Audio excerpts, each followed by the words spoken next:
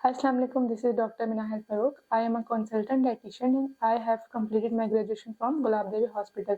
आज मैं आपके पास एक बहुत इंपॉर्टेंट टॉपिक लेकर आई हूँ जिसमें मैं आपको बताऊंगी कि निमोनिया क्या है, इसकी अलामात क्या हैं, किन वजूहात की वजह से हो सकता है और हम कैसे इसका इलाज कर सकते हैं अपनी खुराक के ज़रिए से।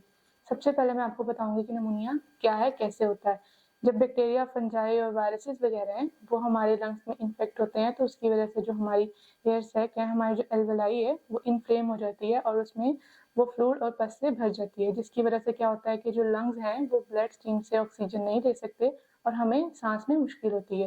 ये किन वजूहात की वजह से हो सकता है? ये आपको एयर पोल्यूशन की वजह से हो सकता है, और आपको अगर आप अल्कोहल ले रहे हैं तो उस वजह से आपको हो सकता है, स्मोकिंग की वजह से हो सकता है, या अगर आपका वजन आपकी उम्र के मुताबिक बहुत कम है तो उस वजह से भी आपको निमोनिया हो सकता है।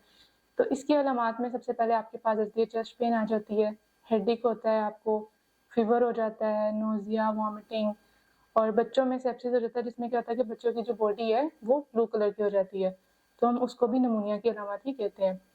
और इसमें क्या होता है कि जो आपकी कफ है वो स्पूटम के थ्रू, मतलब स्पूटम कफ हो जाती है आपको, और ये सब इसकी अलामात हैं। अगर तो आपको लगे कि ये अलामात आपको ज़ाहिर हो रही हैं तो आपको चाहिए कि अपनी खुराक के ज़रिए से आप इसका ट्रीटमेंट कर लें पहले ही, ताकि जब निमोनिया बहुत ज़्यादा आपको ना हो जाए। तो मैं आपको आज वो खुराक बताऊंगी जिसकी वजह से आप निमोनिया को जल्दी ही क्योर कर सकते हैं। तो अब मैं आपको बताऊंगी कि कौन सी खुराक लेने से आप अपने निमोनिया को क्योर कर सकते हैं। तो आपने इसमें हाई प्रोटीन डाइट लेनी है और एंटी इन्फ्लेमेटरी रिच फूड्स के साथ, जिसमें आपके पास सबसे पहले होल जो ग्रेन्स है उसमें आपके पास ब्राउन राइस आ जाते हैं, ओट्स, बार्ले, और जो होल ग्रेन्स है, होल ग्रेन में आपने कोशिश करनी है वो फूड लेने जिसके अंदर सेलेनियम होता है, क्योंकि ये आपके इम्यून सिस्टम को बूस्ट करता है। तो उसके लिए जो लीफी वेजिटेबल्स हैं उसमें आपके पास स्पिनच और ब्रोकली और ये सब चीज़ें आ सकती हैं।